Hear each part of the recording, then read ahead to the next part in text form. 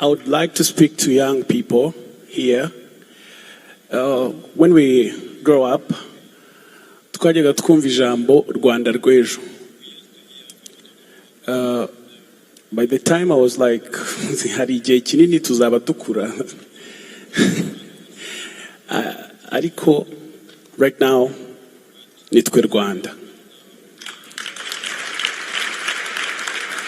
Ejo harageze, ubu noneho natwe dufite ubushobozi bwo gutekereza ku Rwanda rw'ejo. Tukarwereka cyangwa se tukaruha ingero z'uko u Rwanda rukwiye kuba rumeze. Back in the days, I used to go, when I started to travel, trying to promote my music, I used to go outside of the country. And when I said I'm from Rwanda, people used to confuse it. They'd be like, you Rwanda, Uganda? And I'll be like, no, I'm from Rwanda. But now, here we are. Last year, I came here in America. I did my tour to promote my music. And everywhere I went, they know Rwanda. And they know us very well. So it's very, very good. As I said, I was born in 92. To some, at the point I was like, maybe I was born in the wrong timing, you know what? But not really, because I'm happy that I have seen all these 30 years with my own eyes. I've seen the country growing. It was very hard for the last time, because performing in front of people like you, people used to be sad to the point that you tell them to clap and they cannot. Through the entertainment and all this, we entertain people. People are happy back at home. Have you heard about this comedy and music, basketball, football? So this, if it wasn't the entertainment facilities, this could not be. DC TV Rwanda. I can say this. I'm home. I'm home.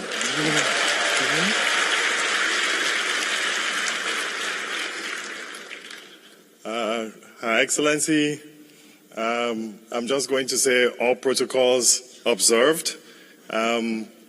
Wow. I'm overwhelmed because Africa is moving, and you know, the topics that have been spoken about here have been really incredible. But I'm so proud that we have people that are moving us in the right direction on the continent. The only thing I'll say, I think he used the word shameless. I'm going to be shameless here a little bit too, and say, I'm coming to speak for sports and entertainment. And when we speak about sports and entertainment, the energy in the room changes.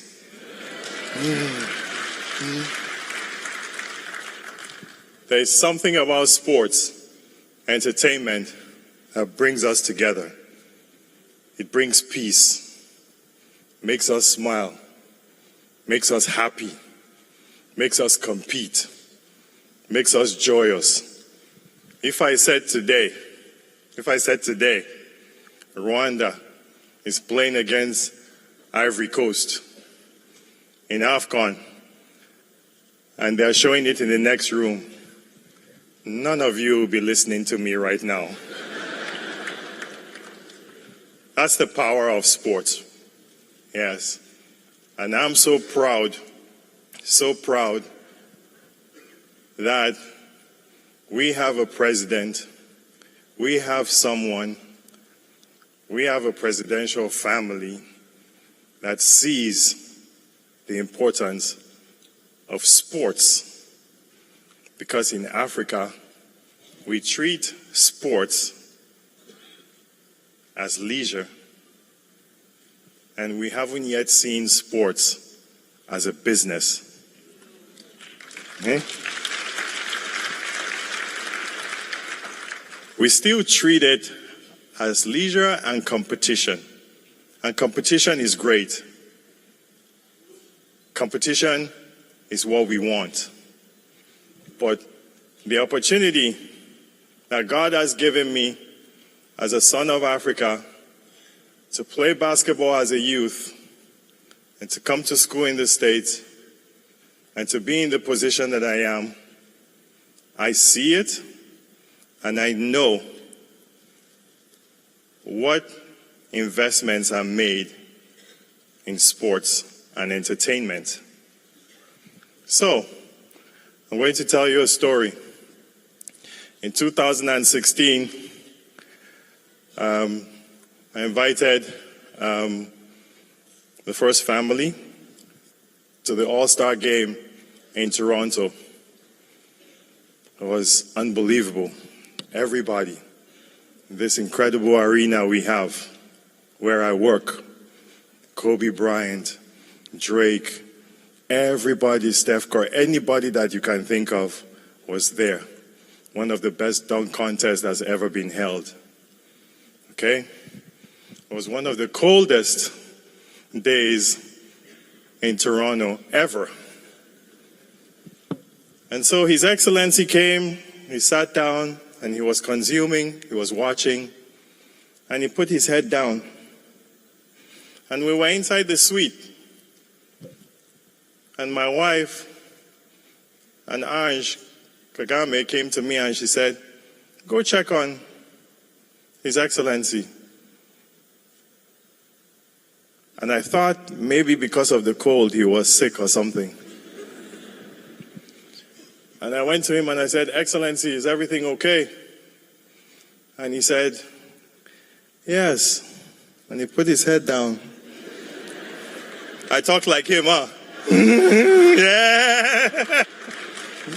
That's my boy. That's my guy. That's my guy. And he says, "Yes.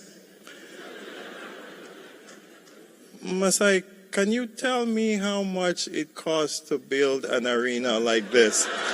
Yeah.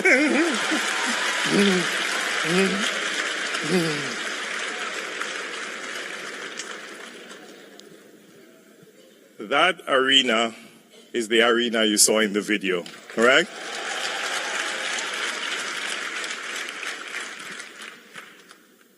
Visionary. Yeah, visionary. Visionary, I say it again. Yes. He didn't only think of that arena. He thought about the stadium. He thought about the ecosystem around it. Okay? Sports business, sports medicine, restaurants, anything you can think of, hotels, all those things are that ecosystem. Yes, I see my arena. When everybody comes, they watch a game, they want to eat, they want to buy merchandise, they want to eat hot dogs, they want to drink a beer, they want to go out after. They want to see other games in a sports bar, right? It's that ecosystem. It's something we haven't understood in Africa. You know why? It is the biggest challenge for us because we have the best athletes in the world. Yes. We have the best entertainers in the world, okay? So listen to this. Listen to this. Davido, Thames, Tiwa Savage, Burna Boy. You can name, you can continue going. Diamond. You keep going and you keep going and you keep going. Okay? No arena in Nigeria. No arena in Accra. No arena in Nairobi. No arena in Johannesburg. No arena in Abidjan. How is it possible?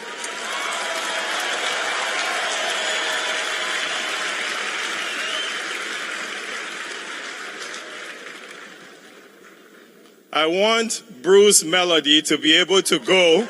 Yeah, I see you, brother. I see you. I see you. I want Bruce Melody to be able to go to Uganda and play in an arena, go to Tanzania, play in an arena, go to Nairobi, play in an arena, and we have these tours around Africa, and me and you and everybody will have jobs. People will have work. It will create a movement. It will create an economy for us. It will create resources for us in an incredible way that I've seen. Here, think about it. Think about the NBA. Think about the NFL. Think about college basketball. Think about the revenue. Every day, games, money, people watching, sponsors, naming rights. You can think of all of it. We have it in Africa.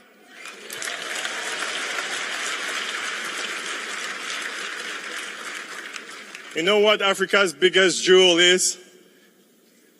Africa's biggest jewel is its people. Yes, its people.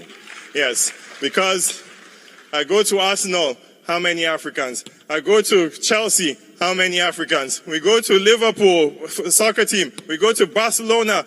We go to PSG. All of them, everywhere, it's Africans. Them, who won the previous World Cup? Who came second in the World Cup? Africa did. You guys get it? I want to appeal to all of you in the diaspora to believe that you can dream.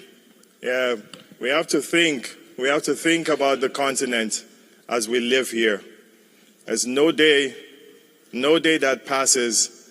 Every day in my job, whether I was a scout, whether I was a scout in Europe or traveling in Africa or traveling in Asia or anywhere, everything that came to my head was the continent.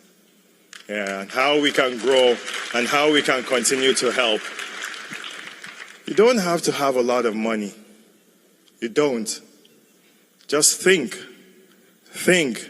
how you can help, even if it's your little brother. And don't live here and think that it is impossible. Because I'm telling you, what President Kagame is doing is a revolutionary in Africa. Yeah, it's vision. Yes. It's led a lot of us leaders to believe on the continent that it can actually be done. Yeah, no matter what is said here, no matter what is written here, yeah, we believe in who we are as people. Yes, we do. We strongly do. Yes, yes. Every room I walk into, I walk in tall, strong, with command as an African, because I believe in who I am and where I come from and the people that got me to this point here. We have to, for our children, we have to. We have to think. We really have to think. Yes, that we cannot listen to the narrative of our continent. Yes, we have the resources, we have the people, we have you. Yes, how many of you have been back to Rwanda and seen for yourself rather than read what somebody is going to come and tell me about it? Yes. With urbanization and with the growing demographic in Africa, the sky is the limit. Yes, the sky is the limit. Right? We need more than 2 arenas on the continent. Yes. We need more work. We need more people. Yes. So, my partners, Andrew, and all the people that help us work with this, Mama Kay, all your partnership, all the work with the youth, young women on the continent, is important for us. It's important for us to make them rise. Yes, it's very important. We cannot continue to preach it. And President Kagame has shown that with all the women I see, even in his cabinet. It's not all talk in Africa. We have to become doers, okay? We must be doers. The last thing I'm going to say is, I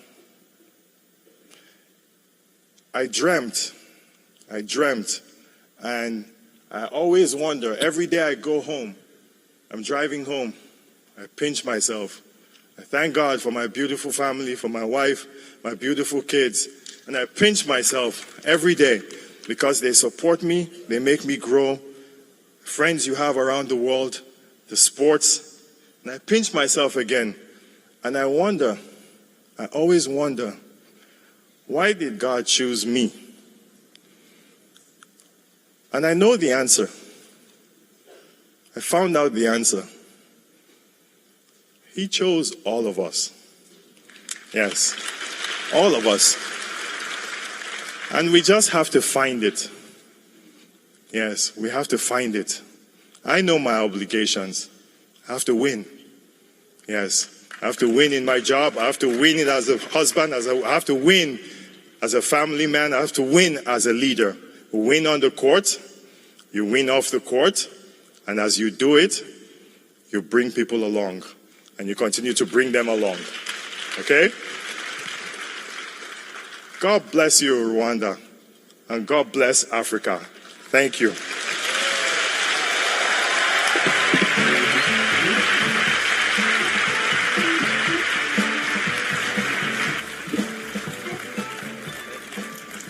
Thank you so much. Another round of applause for Masai Ujiri. Thank you. Thank you so much, sir, for your powerful words and for inspiring us. I have to say, with every session, I don't know about you all, but with every session, I get so emotional. It's amazing how much our country has achieved in such a short time. And it's amazing to see all the things that are continuing to happen. And I, as a young person, I am so proud. And I know you all feel so proud today.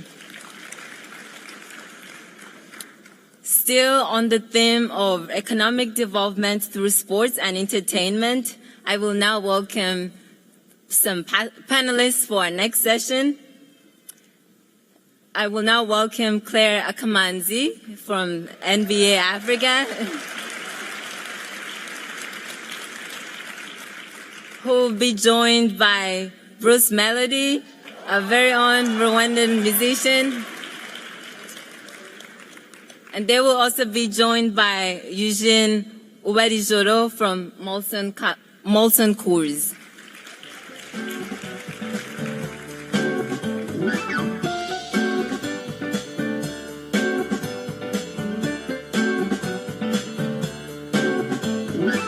Thank you so much. And like I said, we have so many exciting sessions in store for you.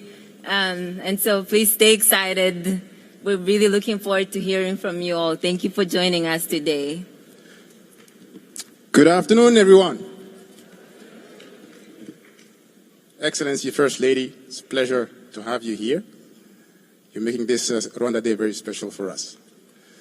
Now, talking after Masai Ujiri is a tall order. Wasn't that a very powerful and inspiring speech?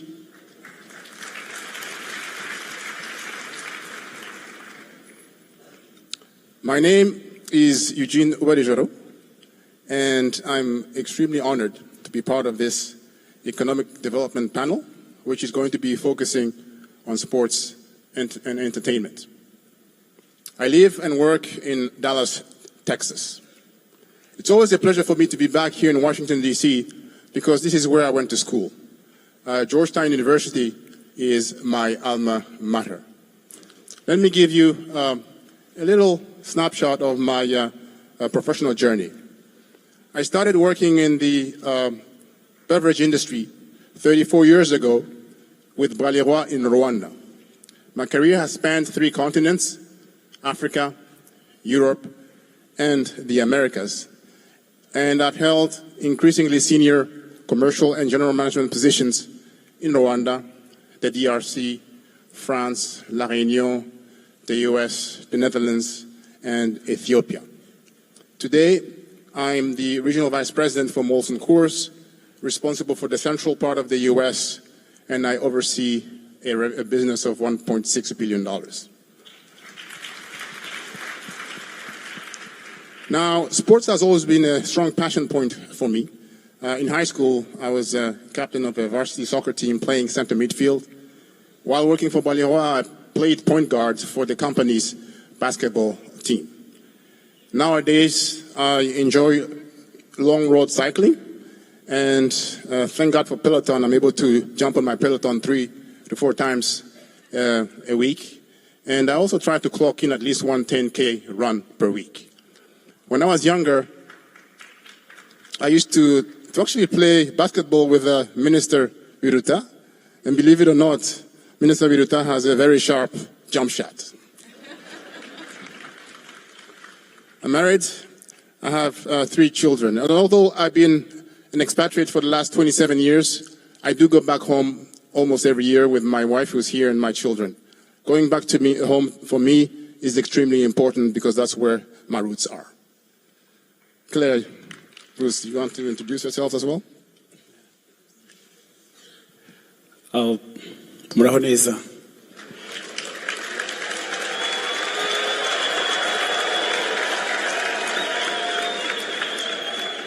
Yoo-hoo! My name is Bruce Melody. I'm an artist, music artist. Also, I'm a co-owner of a basketball team. United Generation Basketball, cyangwa se UGB.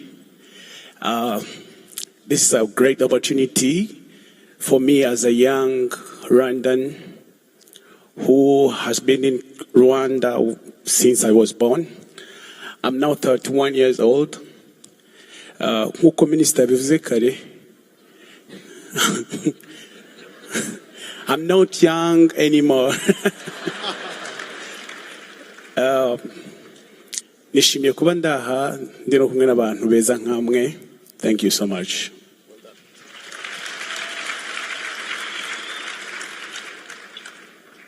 Thank you, Your Excellency, First Lady, Honorable Ministers, and everybody. Good afternoon. So today is my 11th day as NBA Africa CEO. If you asked me 11 months ago to imagine that I would be CEO Africa and NBA Africa, I would have said you're 11 times crazy. But speaking about the power of vision, that vision that started in 2016 with the president holding his head and asking about how to build an arena, that power of vision is the reason that I'm here today as the CEO of NBA Africa.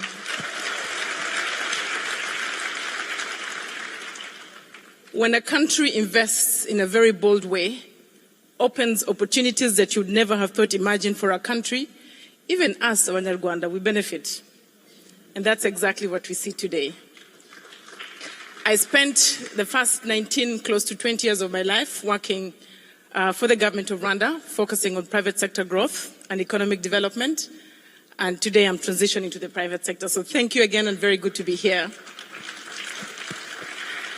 And to start our conversation, Eugene, Masai talked very clearly about the power of a sports economy.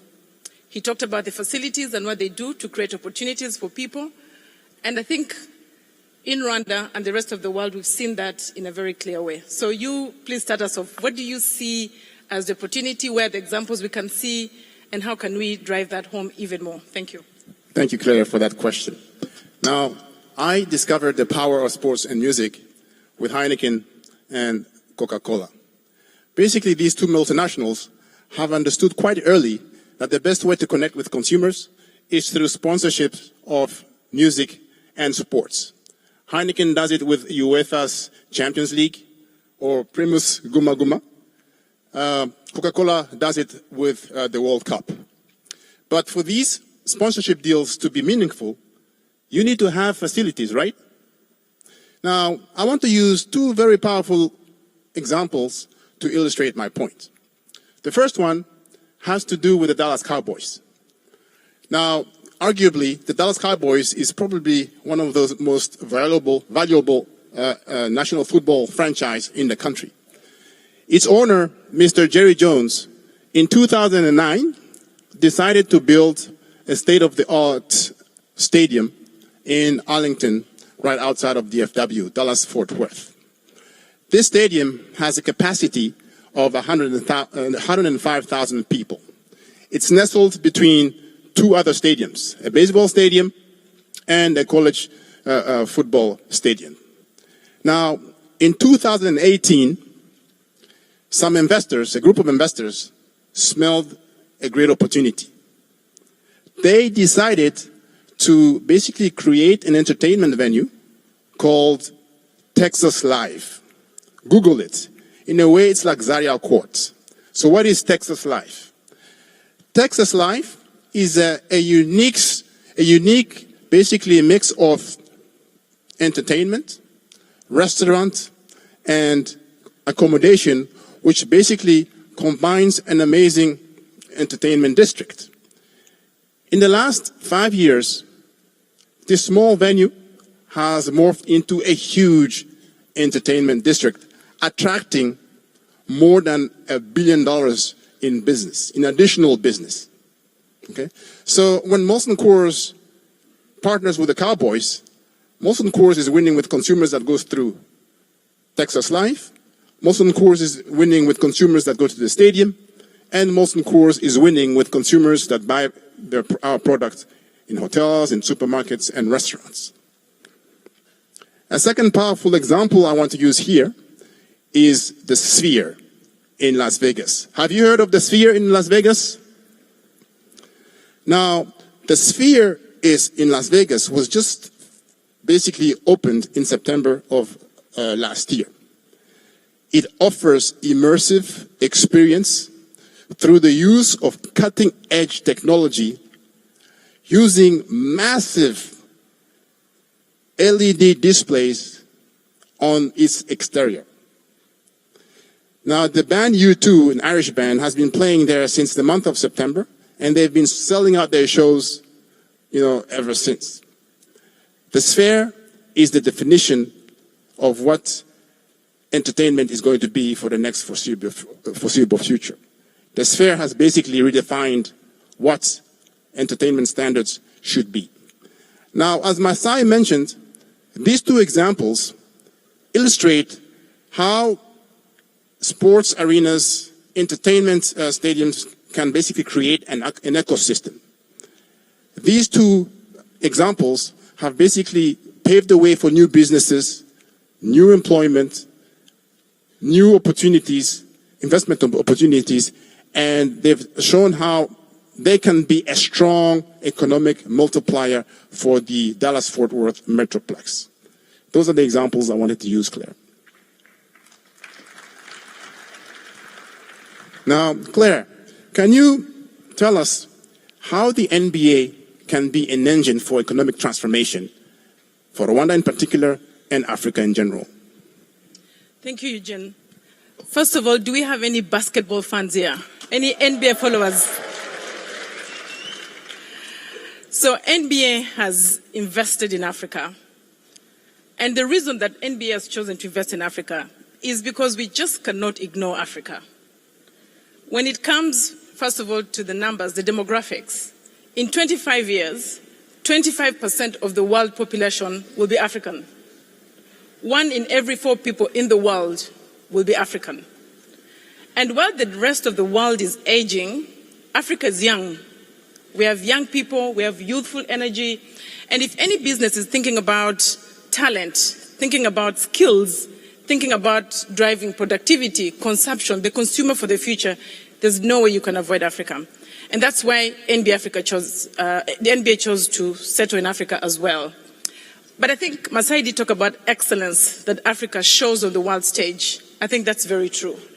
50 players in the NBA today are from Africa, either directly from Africa or one of their parents was born in Africa. 50 players, that's 10% of NBA. In fact, the reigning MVP, the most valuable player today, is Joel Embiid from Cameroon. I think that's an example of African excellence. But we don't see African excellence only in sports. We talk about sports and entertainment. If you look at African music on the world stage today, if you look at the arenas that Burna Boy can feel in New York, in London. If you look at the collaborations, you look at Chris Brown playing with Davido. You look at our very own Bruce Melody with Shaggy on the world stage. That is African excellence. And it's not just in sports or music, but we see it in fashion. If you go to Paris or Milan, today you see African fashion. If you look at art, I was reading a New York Times article recently, and for the first time an African piece of art sold for more than $1 million was only 2004. Today, there are 11 art pieces from Africa that have sold for $1 million and more. That is Africa's excellence on the world stage. Now, it's not just $1 million, but even in our own very Rwanda, tourists come from all over the world and they go to buy art pieces.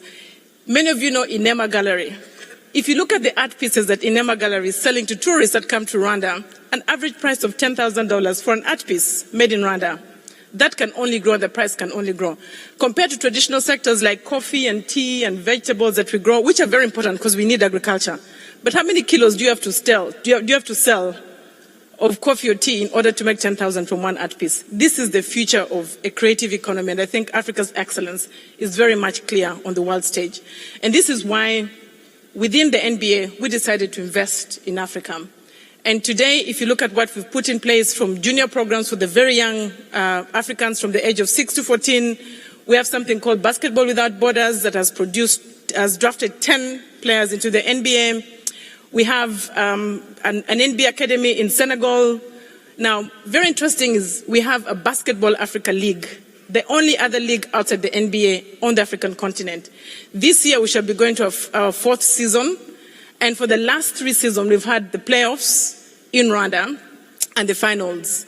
But what is interesting, again, the power of vision, is that when the Basketball Africa League was going to start in 2021, it was in the middle of COVID. The only country that gave confidence that you can actually have a basketball league happening during COVID safely was Rwanda. So all the games happened in Rwanda at the time. There was an arena, there was a collaborating government, there was good management of COVID-19, and the successful launch of Basketball Africa League at the time means that today we're going to be starting the 4th season this year. Now, talking about music and talking about the Basketball Africa League, in our very first season, again, the intersection between sports and entertainment, the Basketball Africa League partnered with Bruce Melody and produced a song called Game On. Maybe we'll start by showing you a little bit before I hand over to Bruce Melody to give his comments as well. Game On. Well, that was a surprise. Yeah.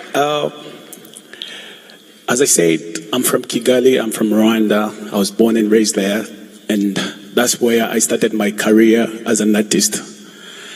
Talking about entertainment facilities, as you mentioned, it has been very, very hard for an artist like me to perform or to organize your own event. But you remember when I launched my 10 years event, like my 10 years celebration of my career in Kigali Arena.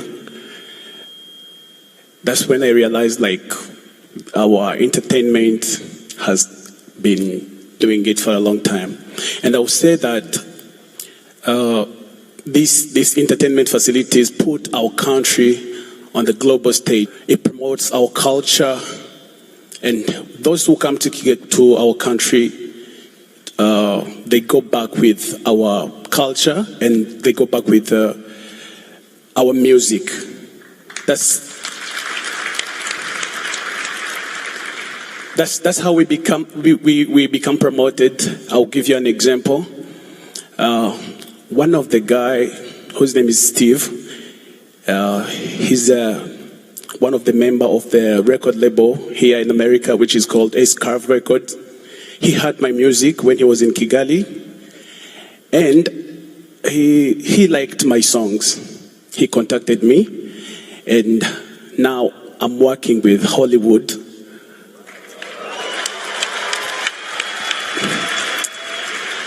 Through that person, and that's where the collab with Shaggy came from. So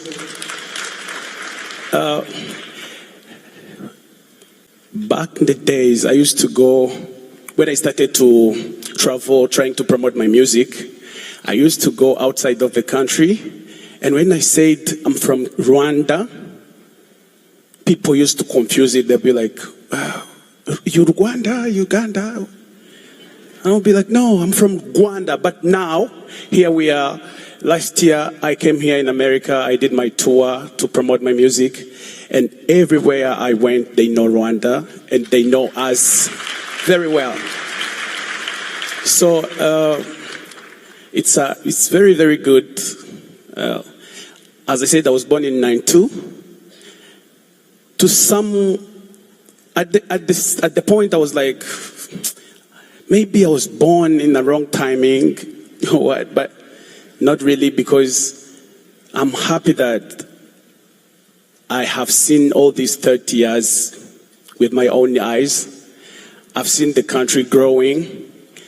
It was very hard for the last time, because performing in front of people like you, people used to be sad, to the point that you tell them to clap and they cannot. Through the entertainment and all this, we entertain people. People are happy back at home. Have you heard about this comedy and music, basketball, football? So this, if it wasn't the entertainment facilities, this could not be happening like this. Thank you. And maybe if I can come in there, I saw from the statistics that Francis from RDB and his colleagues shared, when you have facilities like those, it's not just about sports. I think RDB just released their statistics. They made $92 million from mice holding events in Rwanda, of which close to 15% was sports events. But when you have an arena like that, I think what we've seen also from Rwanda is that you host sports events, yes. You host music concerts. We saw Kendrick Lamar and many others, Boys to Men, among others, come to Rwanda to participate in the arena. But we also see music, gospel music, Israel Mbonye, filling up the stadium. So from sports to traditional music, gospel, and then you see Hunger Pitch Fest, a technology event in the arena. So I think our message is, when you have facilities like that, they're multi-purpose, they're economic driver, you can make money, 15% of mice from that. And this is what we're telling other countries as well in Africa. Don't look at it as sports only, look at it as an economic driver, and you can actually make money from running these events in your country. But it's not just the money, it's also the jobs. Come to think about what it takes to run a league, a sports league, like the Basketball Africa League. How many jobs you actually create? You have players that play the game. You have coaches, you have referees, you have managers, you have medical team, you have nutritionists, you have sound engineers, you have camera people, you have lawyers because you have contracts to sign, you have marketing people. The number of jobs are just immense. And that's really the story. It's job creation. It's driving economic growth through events, among other things, but it's really a story of growth for the future of the continent. Now, you just heard Claire and Bruce Melody highlighting the importance of facilities. Now, many people ask themselves, should we keep building these facilities in Rwanda? The answer is a resounding yes.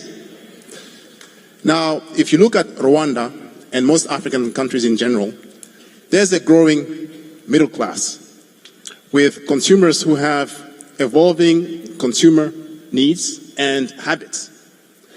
The Rwandan leadership has been intentional in anticipating these trends and investing ahead of the curve. Now, facilities like the BK Arena, the conference centers, the hotels, they all create value today. They will create value in 5 years, in 10 years, even in 50 years. Now, we've been lucky. We've had a visionary leader in President Kagame, His Excellency President Kagame. He has provided us with a very clear vision, a strong, bold, and decisive leadership which has allowed us to imagine what success can look like, how Rwanda can eventually host the world with all these facilities. Now, I want to make an ask of you, members of the diaspora. If you have a skill in sports or entertainment, come and use it in Rwanda. Now, if you believe that there are no opportunities, come and create them. Rwanda is open for business. Now, before I conclude, I want to leave you with one final thought. Rome was created around a Colosseum. And by the way, the Colosseum was a venue for sports and entertainment. Today, almost 2,000 years later, tourists are still flocking to the Colosseum. The Colosseum is still being used as a stage for small concerts. So in other words, these facilities are critical to the economic development of our country, and we should keep investing in them because they create the brand that is Rwanda. Thank you for your kind attention. Well, I would like to speak to young people here. When we grow up, twajyaga twumva ijambo Rwanda rw'ejo. By the time I was like, hari igihe kinini tuzaba dukura. Ariko, right now, nitwe Rwanda. Ejo harageze, ubu noneho natwe dufite ubushobozi bwo gutekereza ku Rwanda rw'ejo. Tukarwereka cyangwa se tukaruha ingero z'uko u Rwanda rukwiye kuba rumeze. Murakoze.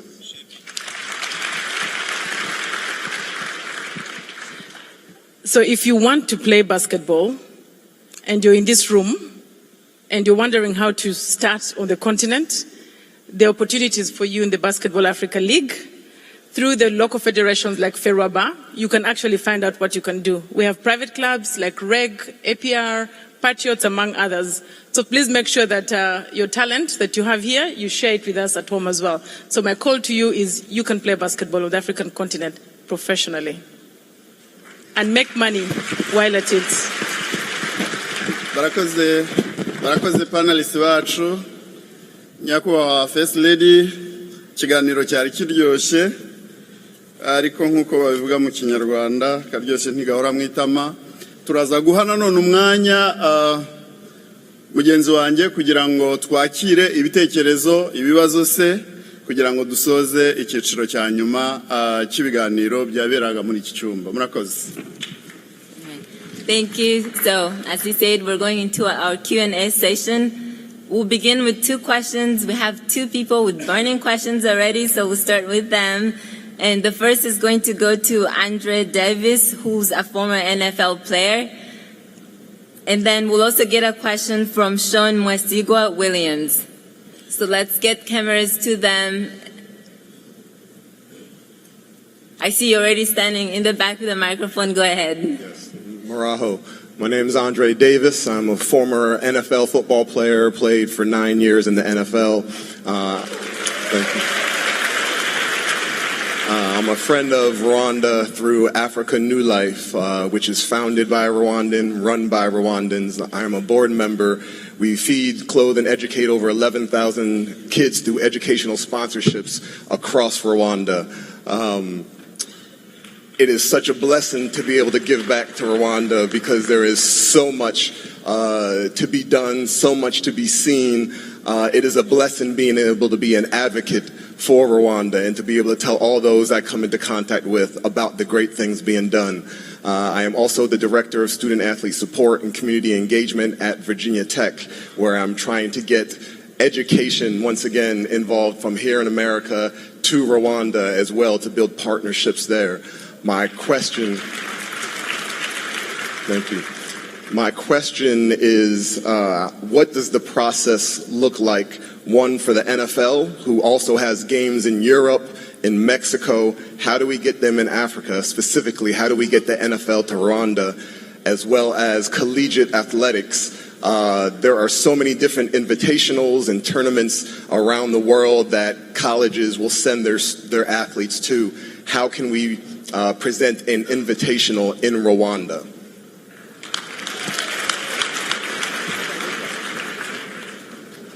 Thank you for your question. Actually, as Masai was thinking, I was thinking about some of the NFL games which are played in Europe before the NFL season starts. And I was wondering, thinking to myself, could one day Rwanda host just one preseason game in Rwanda? Maybe that's something that we could eventually think about. You know, we are here to think big, right, Claire? So maybe this is something that we should eventually explore. I believe it's possible because the NBA has actually hosted 3 games in Africa, in South Africa, 3 times. So I believe it's possible.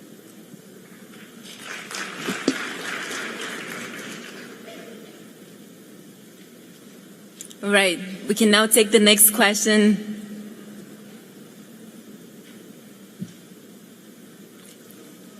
We can take someone from this side. Go ahead.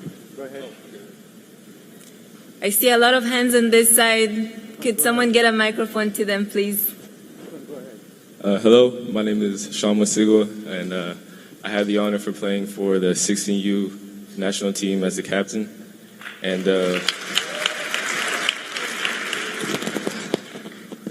sorry. I just had to say it was a huge honor, and it really helped me, like, just learn about my culture and made a lot of new friends and lifelong relationships. And yeah, my question is, other than just playing basketball, how could the youth help, just bring up the sports industry other than just, just playing basketball? Thank you.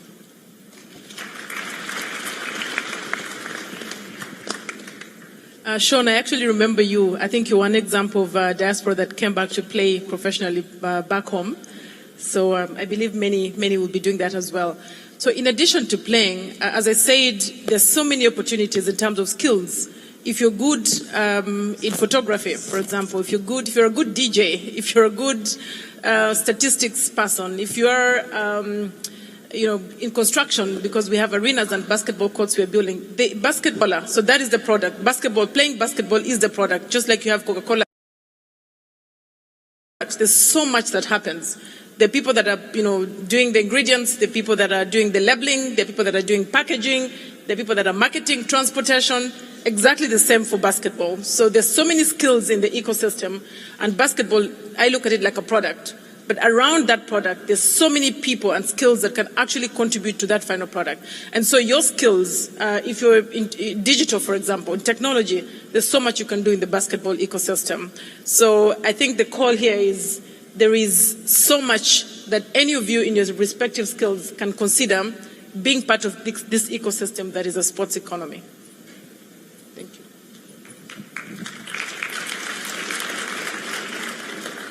All right, thank you so much. Unfortunately, we won't be able to take any more questions, but please write your thoughts down, questions down, and we'll find a way to connect you to these people, or you can connect with them even at the end of the day. Thank you. But maybe one last thing I'll say, if I can, yes, is we're starting the season 4 on 9th of March. So while you're here, you can also follow the games on the continent. But you can also come to Kigali for the playoffs and finals. You can also go to Dakar. You can go to Johannesburg and Egypt, Cairo. We will be playing basketball there. And I'll leave you with a small video about season 4 basketball. Thank you.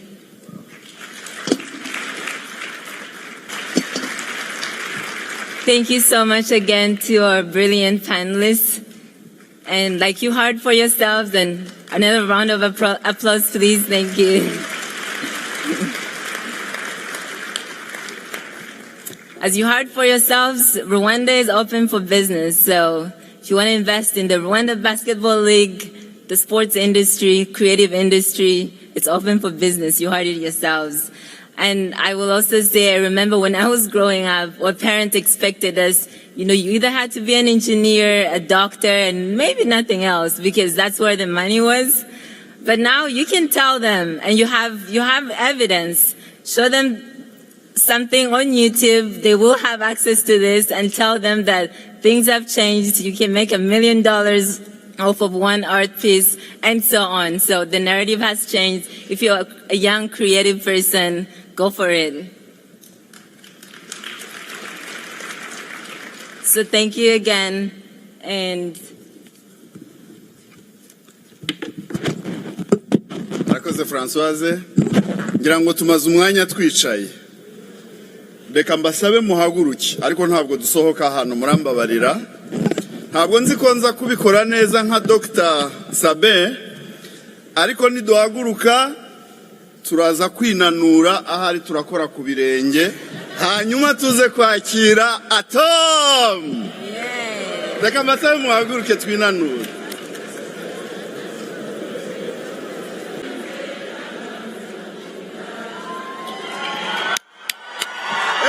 Muhaguruke twakira nyakubahwa Perezida wa Repubulika, nyakubahwa Perezida wa Repubulika arahageze. Welcome, Your Excellency. Welcome, His Excellency, the President of the Republic of Rwanda.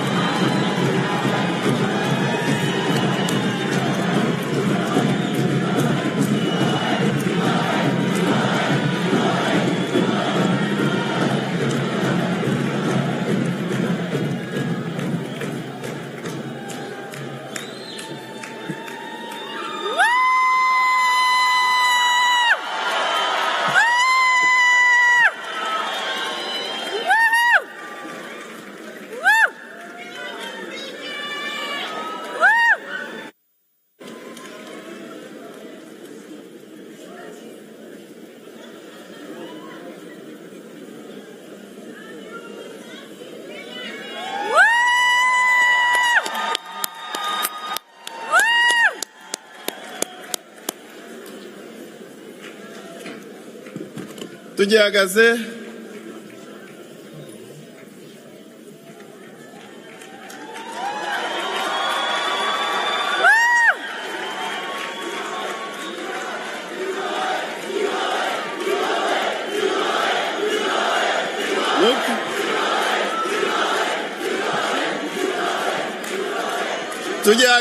Tugihagaze. Mureke turirimbe indirimbo y'igihugu. Tugihagaze indirimbo y'igihugu. Murakoze cyane.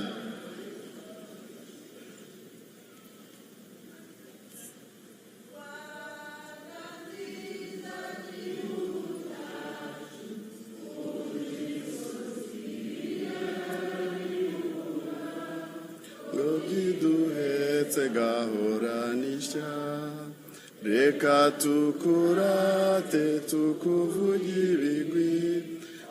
Utubumbiye hamwe twese abanyarwanda uko watubyaye, berwa sugira singizwa iteka, turazi imihigo Rwanda dukunda, duhagurukiye mu bwitangira, tw'amahoro asabe mu bagutuye. Buri byose urangwe n'ishakutera imbere, uhamye mu bantu n'amahanga yose, azishaka yawe igurisha.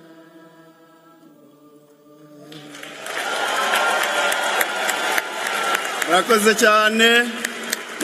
cyane, dushobora kwicara.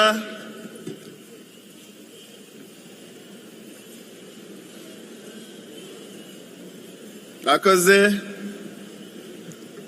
Nyakubahwa Perezida wa Repubulika y'u Rwanda na Madamu, banyacyubahiro bayobozi mu nzego nkuru z'igihugu cyacu, turabashimiye kandi tubahaye ikaze muri iki cyumba muri Rwanda Day y'uyu munsi.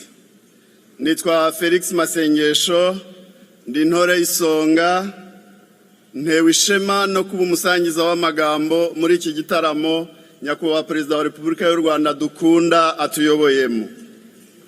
Bene Imana, bene u Rwanda, i Washington DC twasabye nyakubahwa perezida wa Repubulika ko yaduha ubunane akaduha Rwanda Day. Yabidukoreye, mumfashe tumushimire. Nyakubahwa perezida wa Repubulika, imyaka 30 irashize mutubohoye mukaduha u Rwanda, igihugu cyiza. Imyaka 30 kandi irashize nyakubahwa perezida wa Repubulika muhagaritse jenoside yakorewe abatutsi.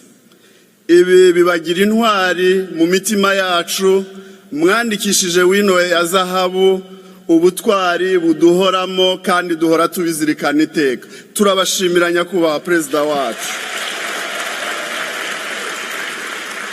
Igihe abantu benshi babisikana baza muri iki gihugu, mwafashe icyemezo kidukiza mujya kudutabara amacuma cyane.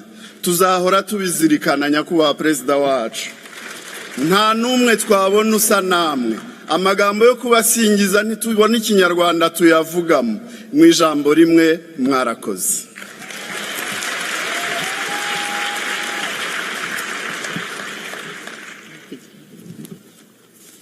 Thank you. And my name is Francoise Niyijena, a young Rwandan currently living in New York City. I am so honored today to be the other MC. Your Excellency Paul Kagame, the President of the Republic of Rwanda, and the First Lady of Rwanda, Jeannette Kagame, it is truly an honor to have you here with us today.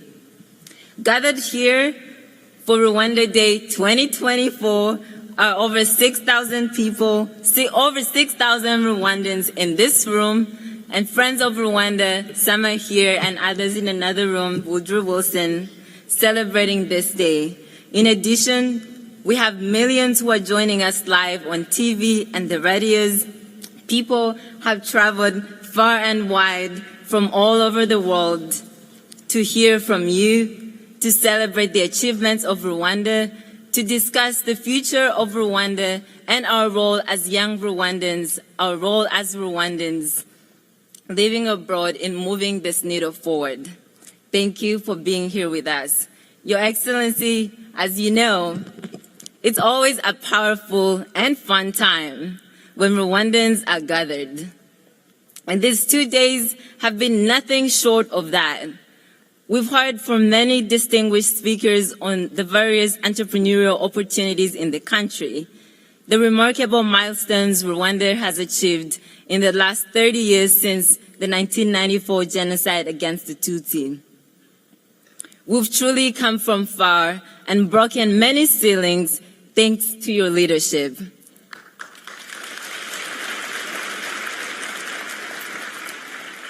In the words of Honorable Abdallah Utumatwishima, we've truly made a name for ourselves, and we're proud of that. Today, while many in this room may not live in Rwanda, we walk shoulders high, proud to be Rwandans, proud to tell people that we're Rwandans, and proud to tell the world about our achievements and that many never thought possible. We also heard about the incredible milestones that have been made in the healthcare sector and how the sports industry, sports and entertainment industry are playing a crucial role in Rwanda's economic development. We actually heard a funny and great story about you at a basketball game, putting your head down and thinking so hard about how much it costs to build an arena in Kigali. And guess what? The arena is there now today.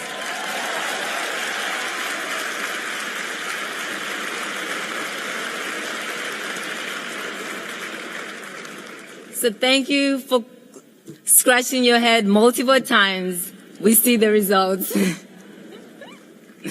All these achievements are possible thanks to your visionary leadership that has created a country and a home where we know there are no limits. The young people in this room would say the bar is high and the world just ain't ready. So on behalf of the thousands of Rwandans gathered in this room and friends of Rwanda, millions online, I want to say thank you, and we can't wait to hear from you today.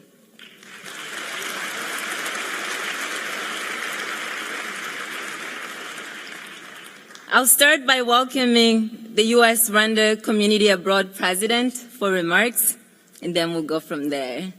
So, Yehoyada Mvangukira, welcome to the stage for your remarks.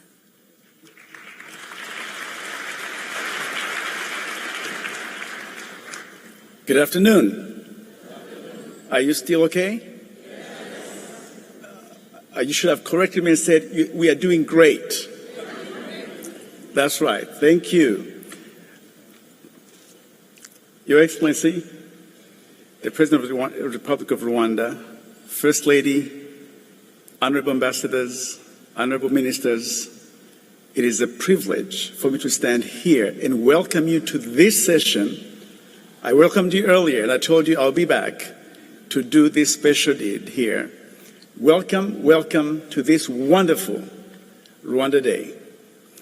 You came from far and near, and we here in Ntara ya Gatandatu, as we call it, the Rwandans in the United States of America, who are comprised of 29 associations, were able to mobilize hundreds and thousands of you here now and those that are watching online. And we welcome you to this opportunity to see and hear Rwanda at 30 and its accomplishments and the gains. And Your Excellency, much was said today. And we are expecting to hear even more inspirational words from you.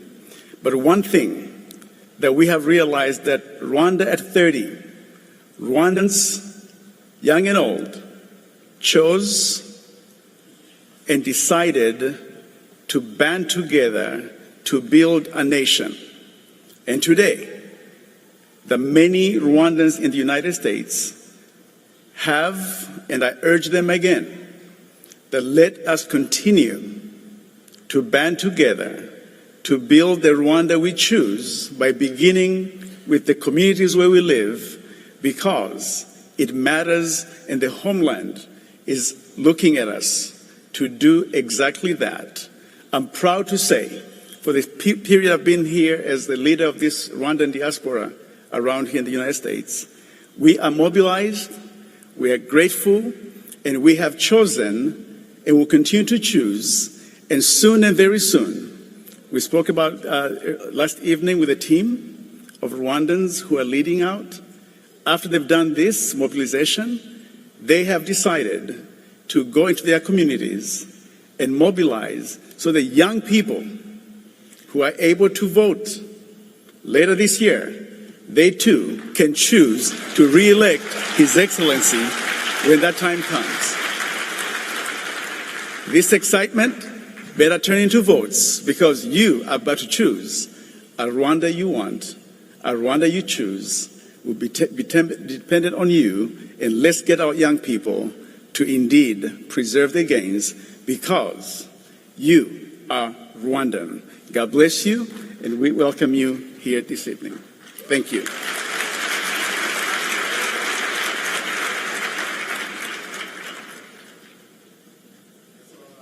Perezida wa Repubulika, turabashimiye nanone. Dufite inshuti z'u Rwanda zifuje kuba ziri kumwe natwe, ariko ntibashoboye kubigeraho. Nagira ngo muri uyu mwanya twakire ubutumwa buturutse ku nshuti y'u Rwanda cyane, Pastor Rick Warren. Tugiye kubikurikira ku ikoranabuhanga, dutega amatwi twumva ubutumwa bw'inshuti yacu. Maraho, maraho, everyone. I'm Pastor Rick Warren, author of The Purpose-Driven Life and pastor of Saddleback Church. I've had over 3,500 members of our church serving in Rwanda over the past 20-something years. I've been intimately acquainted with Rwanda, as I said, for about 2 decades. I've been in Rwanda dozens and dozens of times, just a couple months ago, and count literally thousands of friends in Rwanda.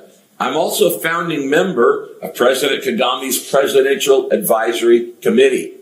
Today I want to speak briefly about a topic very close to my heart, encouraging young Rwandans and Rwandan expatriates living here in America to support your beloved country. First, I want to congratulate you on being here today because it says that you have a love for your home country. That is a good thing because you have every right to be proud of your country. You know, in the past 30 years, Rwanda has been the greatest success story of any nation in the 21st century. No other nation has come so far so fast. I've been privileged to witness that transformation of a society coming out of the genocide. I've been witness to a small part of the success that have happened in your country. Now, you may be wondering how you can support the continued success and growth of Rwanda while living outside the country. So it's crucial for you to recognize that no matter where you live in the world, you still have the power to contribute positively to your homeland. Let me just quickly give you 4 very practical ways. Number 1, education and sharing your skills. First thing that I urge you to do is take advantage of all the educational opportunities that are available here to you in America.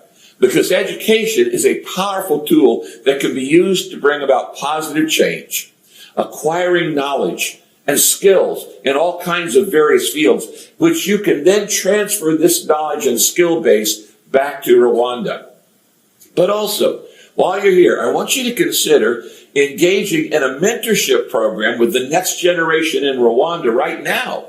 You can do this through online teaching. You can do it through organizing workshops where you can share your expertise with young Rwandans who are living in the nation right now. Education is the key to unlocking a brighter future for your nation.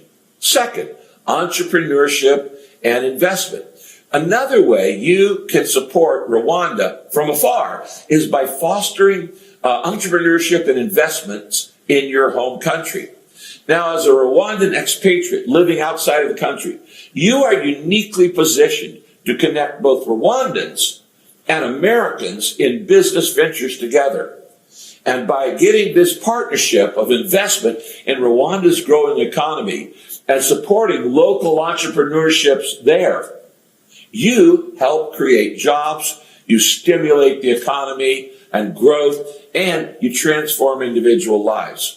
So I want to encourage you to consider establishing some partnerships or encouraging investments or passing on key contacts in key sectors such as tourism and technology and agriculture and health that can be used in your home nation. Third, let me just mention this: social initiatives and philanthropy. Please don't forget the importance of giving back to your nation and your communities in Rwanda. Through social initiatives and through philanthropic efforts, you can directly impact the lives of people who are still in need. You can support local charities from afar. You can sponsor educational programs from afar. You can contribute to healthcare and infrastructure development. You see, by leveraging your resources and networks here, you can make a meaningful and lasting difference in the lives of people, fellow Rwandans living in the nation right now. Finally, I hope you will consider what I call cultural exchanges or diaspora engagement. What I mean by that is this: your cultural heritage is a vital part of who you are as Rwandans. You may have been, like many Rwandans, born outside of the nation. But by promoting cultural exchanges and fostering engagement with Rwandans around the world, you can strengthen the ties between your homeland and the Rwandan community that lives all around the world outside of Rwanda. You can organize cultural events like this, Rwanda Day, at a local level. You can organize art exhibitions of Rwanda. You can organize festivals that showcase your rich heritage. What I'm saying is that through these activities, you can preserve your traditions, your language, your identity, also at the same time, while you're exchanging ideas, promoting understanding, increasing appreciation among different communities. What I'm saying is this: you have the power to contribute to the growth and the development of your country, even when you're not living in your country, by embracing these things: education, entrepreneurship, philanthropy, cultural preservation, and advocacy for your nation. You can support Rwanda and you can help shape its future. So I want to urge you, Rwandans, young Rwandans particularly, unite your efforts and work together toward a brighter, more prosperous Rwanda for generations to come. Now you may be saying, Rick, why are you saying this? Why is this so important? Well, there are two big reasons. Number one, 2024 is symbolically a year of generational change, because the 30th commemoration of the genocide and because of the elections in July, which people will be elected at all levels of government. You see, 3/4 of Rwandans are under the age of 30.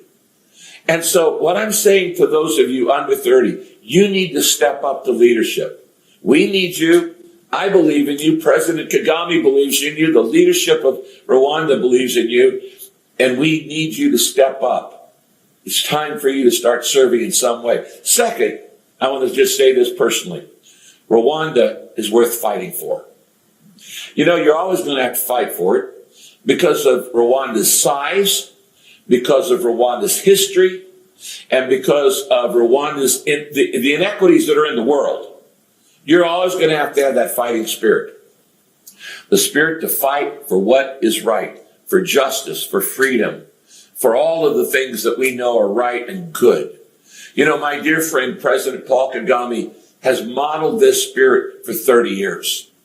And I want you to catch his spirit, to realize that your nation is precious, it's valuable, and it's worth fighting for, to protect it from those who would destroy it and critics who would demean it. You need to step up and show your love for your nation. So thanks for listening to me. I want you to know I love you all. I love Rwanda, and may God bless all of you.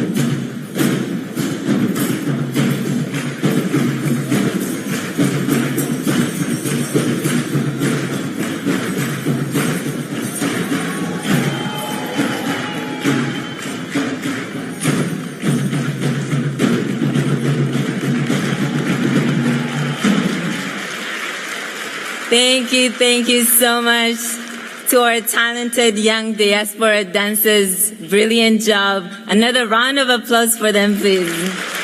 Thank you. All right. We're nearing that moment that I know we've all been waiting for.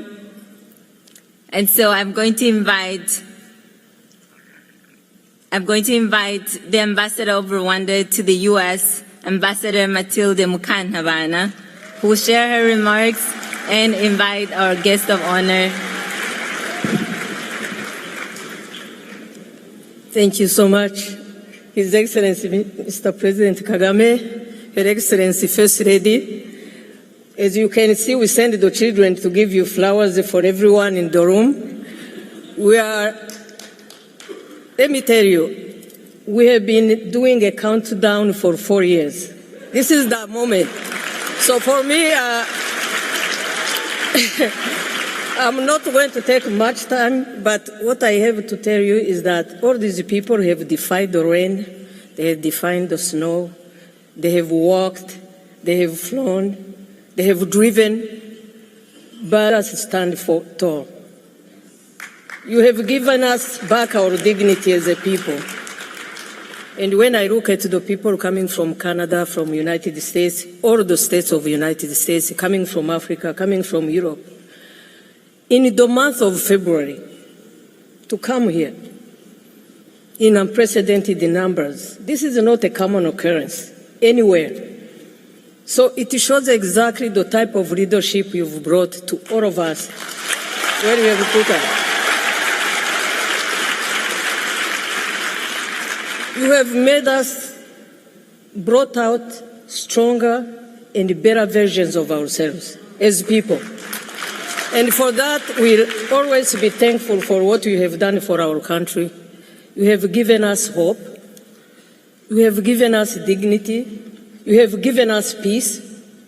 And I don't think that any time in history, I've lived a long time. Maybe I'm among the oldest in this room.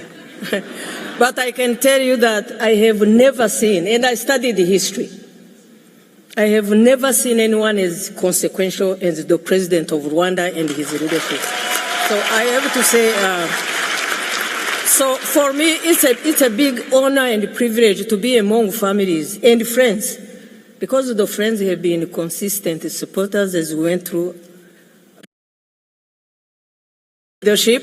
And I want to thank our colleagues in Canada who came in large numbers to be with us here. I thank all our leadership who came from the country. So let me tell you, I can talk whatever, until we wake up, but really the moment we have all been waiting for, everybody who came here for these 2 days, they came to listen to President Kagame. It's my honor and privilege to welcome you. Thank you.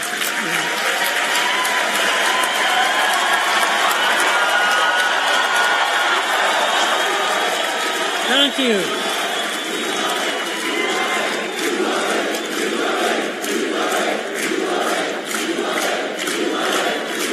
Thank you. Thank you very much. Thank you.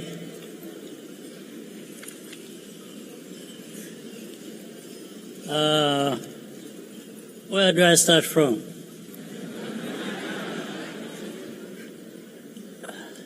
So to our ambassador, with all the kind words and everything, let me say, maybe Rwanda got the leadership Rwanda deserved.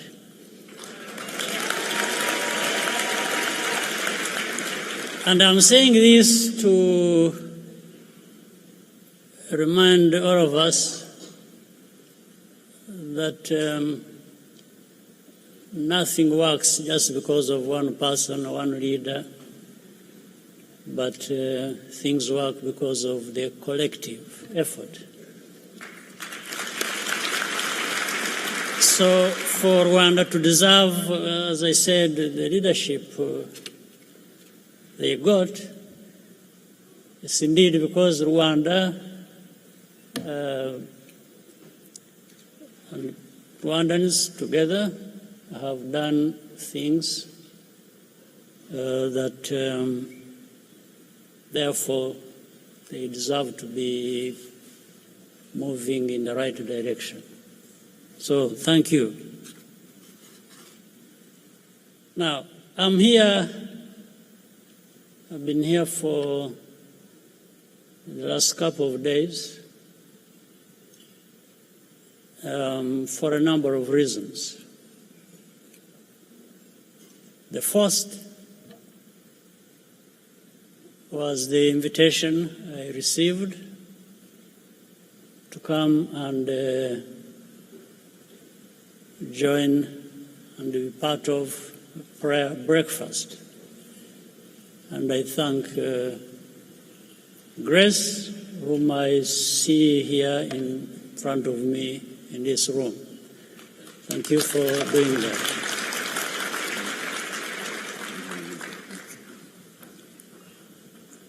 So I came. We prayed. We had breakfast. So everything went according to plan. I'm grateful. But coming here for prayer breakfast gave me a number of opportunities. One was to meet many other people here in the United States, public and private people who serve in those capacities. I also met,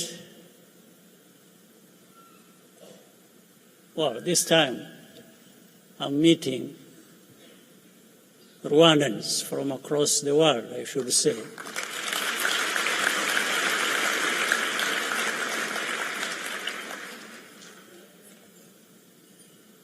Meeting Rwandans in this sense, Rwanda Day is not just another addition to the program I had. It's a very important part of why I had to come here, even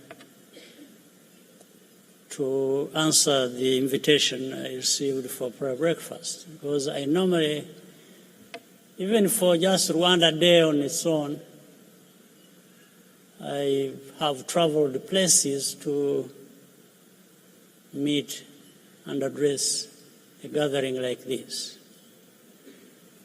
So all those were very important tasks for me to carry out while I was here.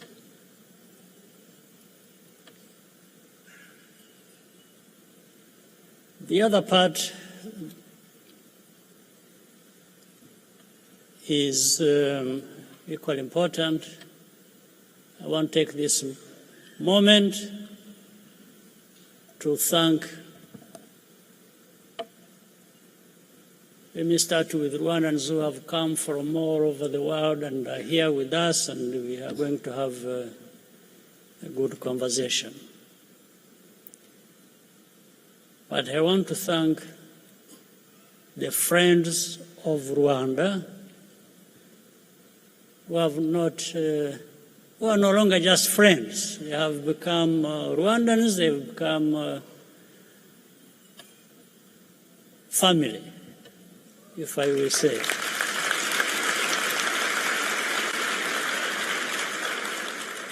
There are those who have just spoken to us. Senator Inhofe, Pastor Rick, and there are many others sitting here in this audience that I have seen and can see now, and others.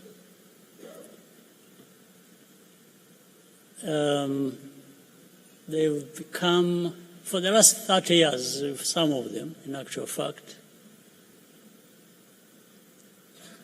part of who we have become and who we are. So I wanted to thank you.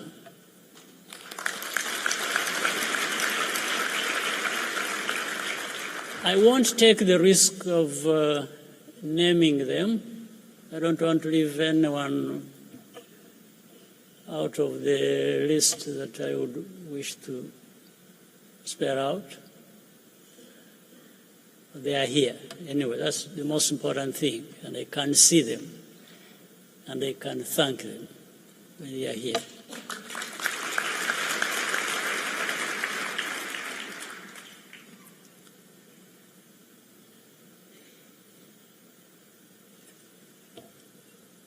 So there are things that happened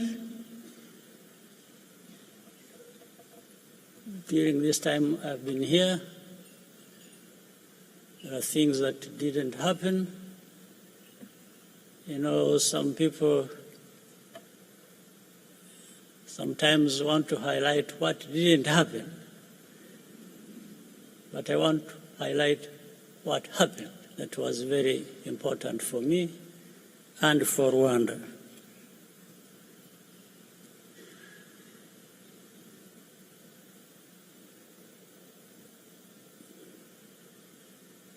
Our journey has been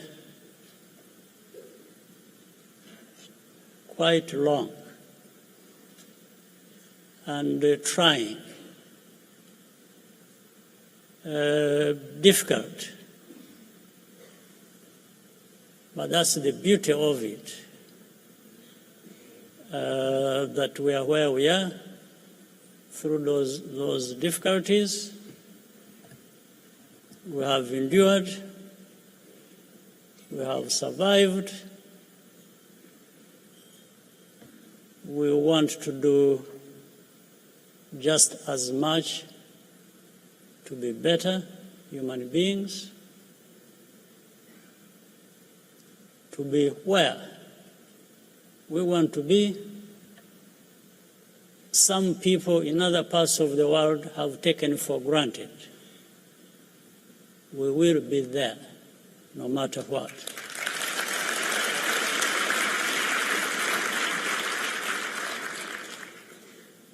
This is what we said from the beginning.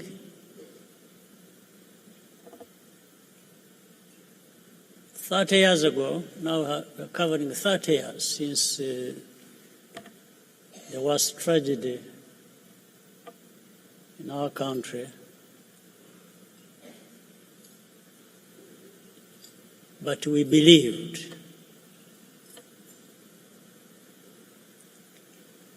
We wanted to live our lives, even so many lost theirs. And we promised ourselves. You know, there is I think people say that lightning does not strike twice in the same place. Doesn't strike the same place twice. Maybe. But for me, I want to be on the safe side.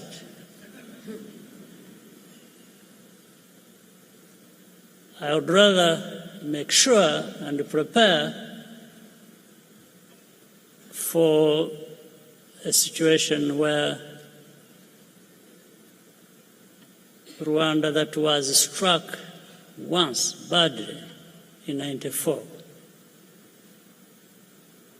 will not be struck again.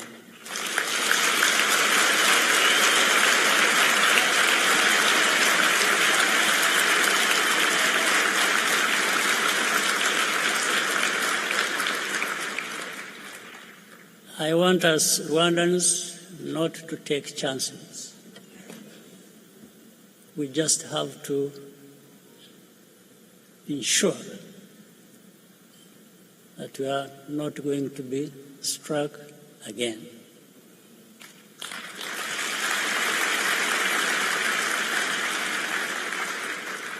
And that is possible.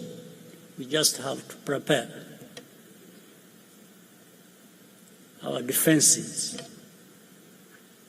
build our capacity. You know, with the lightning, which I was giving the example of,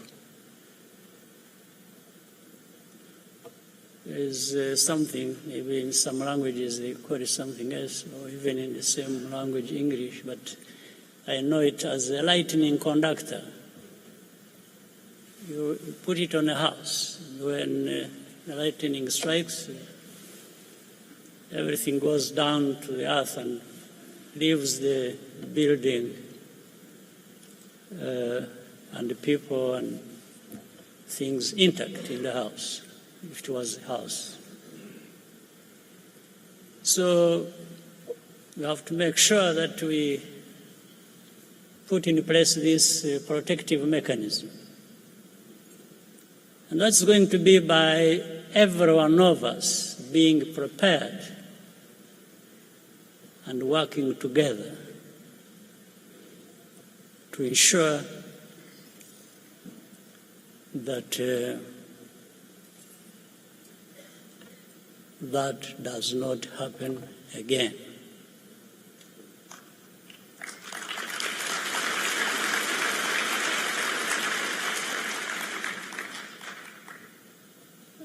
Earlier, the young lady mentioned something, and I quickly, to my mind, I knew where the story came from. Somebody must have let out our conversation, which was a bit private, and I know it must have come from Masai, who I'm seeing in the crowd. What he didn't tell you was that apart from scratching my head, I was busy turning my pockets and wondering where the money is going to come from. But nonetheless,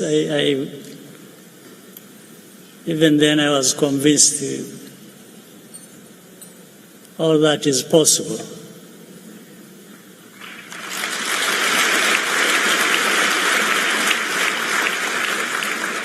It is possible, it's going to be possible in many other cases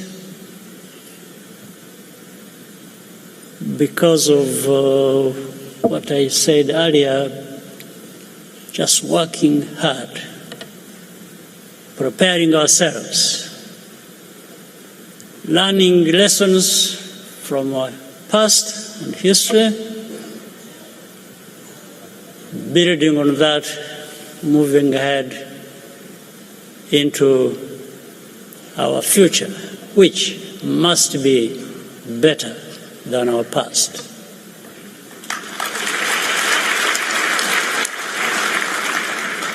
And you know, human beings are capable of many things, some of them as bad as what happened 30 years ago in our country. But human beings also have the capacity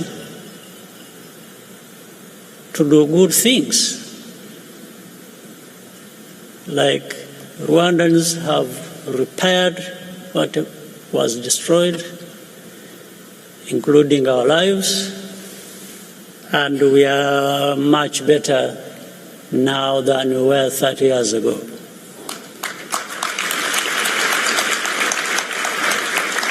We just have to keep going. I was going to say don't relax, but I want you to relax.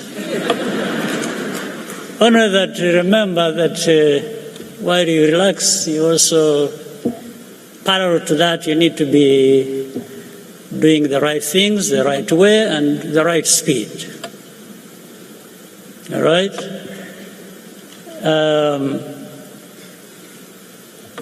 I've also heard people say, if you want to go fast, you go alone. If you want to go and reach far, you have to go together.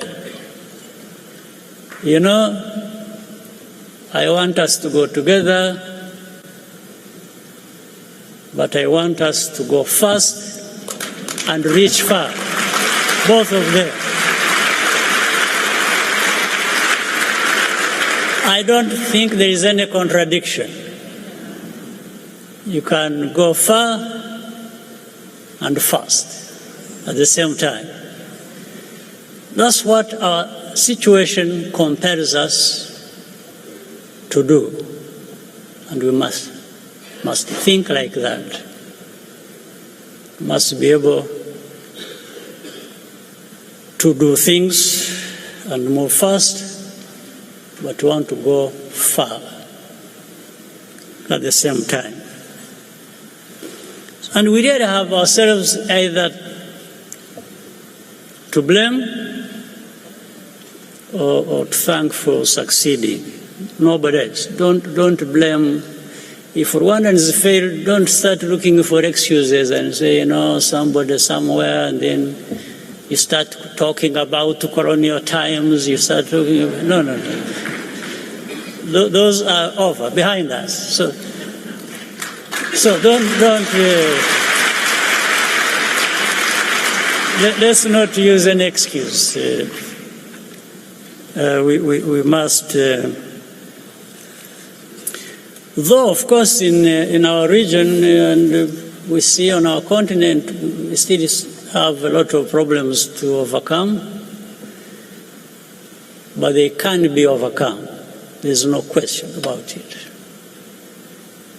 And we need to keep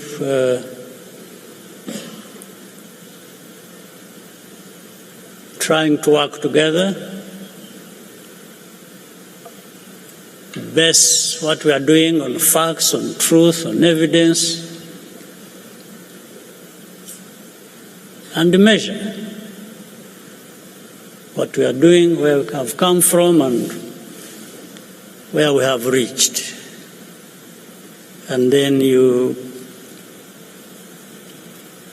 try to investigate to find what is it that delayed us, what is it that failed us, and you fix it, and we have to fix that. We are capable, and please, as Rwandans, we can't afford to waste the lessons learned from our tragedy. There are so many lessons, including that sometimes in time of need, you are on your own. So you prepare for when that time comes. If you were to be left on your own, you can still do something and survive and live and make progress.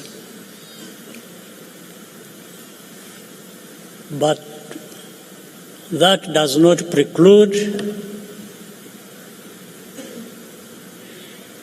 working together with others and learning from them and benefit from what they offer. So these are things so for Rwandans who came from different places, and friends of Rwanda whom I mentioned too.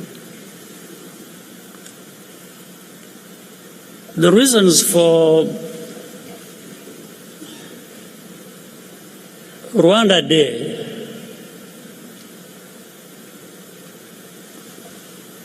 to start with is to make sure that every Rwandan who is outside of Rwanda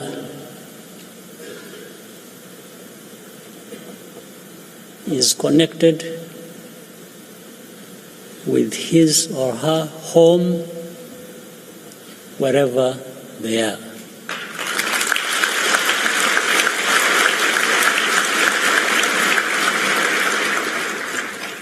You can leave Rwanda and go wherever you want to go, but Rwanda should not leave you.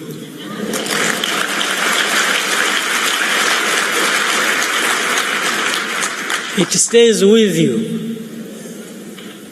So maybe if you stayed with it in some form, it's good for all of us.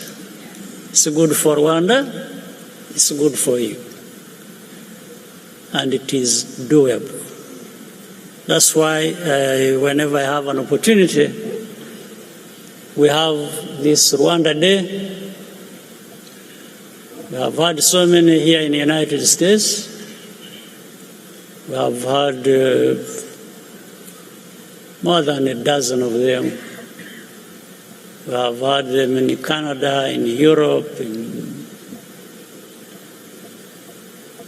in Africa itself, in Asia, but more here in the United States. And we will have more Rwandans.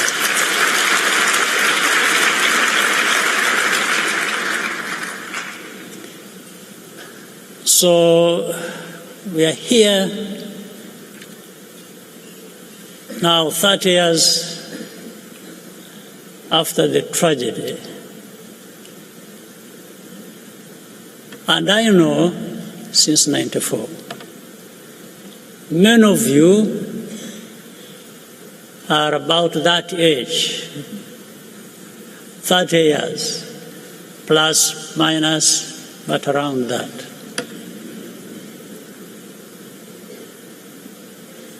I want to ensure that we understand that our future, your future, is in your hands.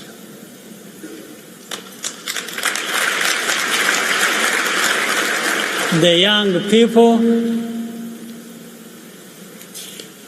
of our country want to be able to rely on you, to believe in you, to get a sense that you've been brought up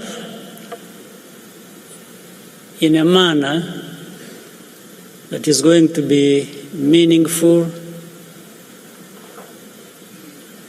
and to put Rwanda in a place where it deserves to be.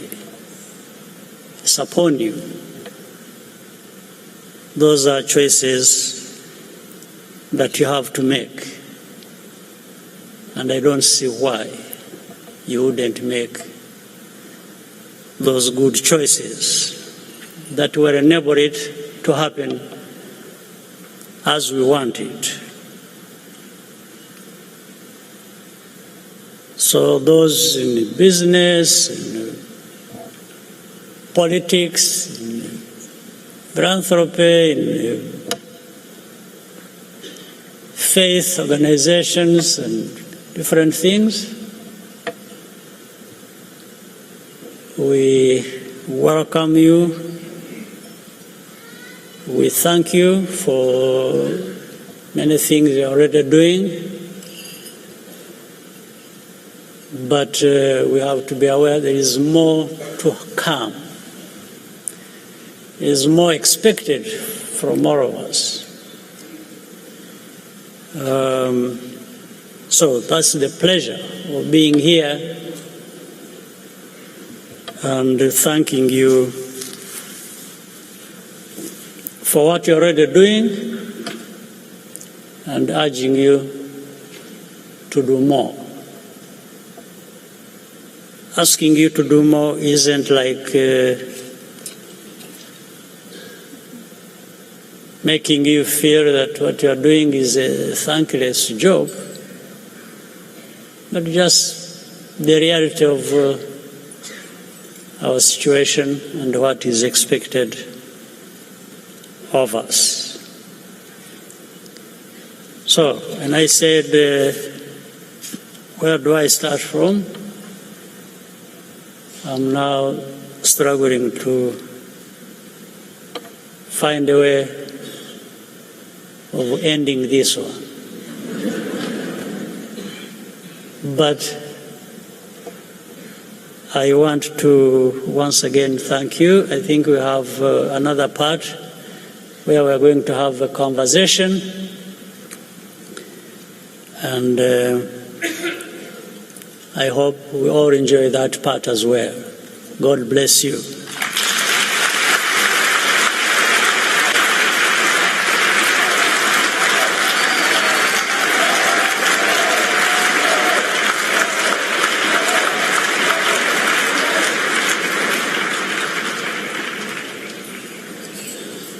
DC TV Rwanda.